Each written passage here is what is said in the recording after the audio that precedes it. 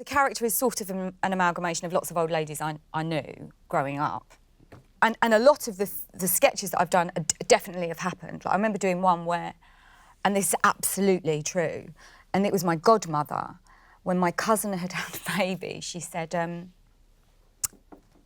Teresa's had the baby. And I said, yeah, I know. She says, had a little girl. They're calling it Tesco's. And I said, they're calling her Francesca. And she said, well, that sounds like Tesco's to me.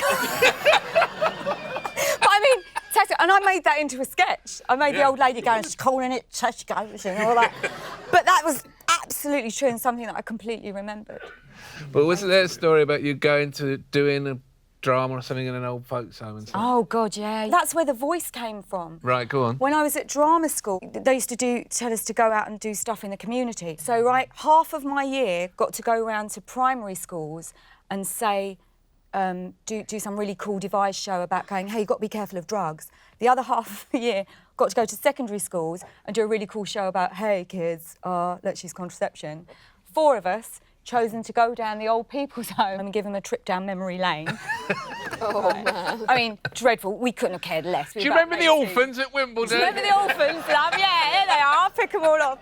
And I remember being put, and we'd got some routine like, don't sit under the apple tree with anyone else but me. No, no, no. Right.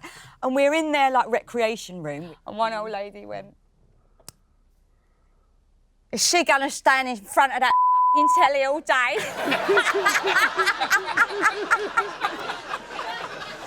That is how I got the voice. That's right. Oh my God. Yeah. And I think suddenly put 2 and 2 together. She thinks I'm Lenny Henry.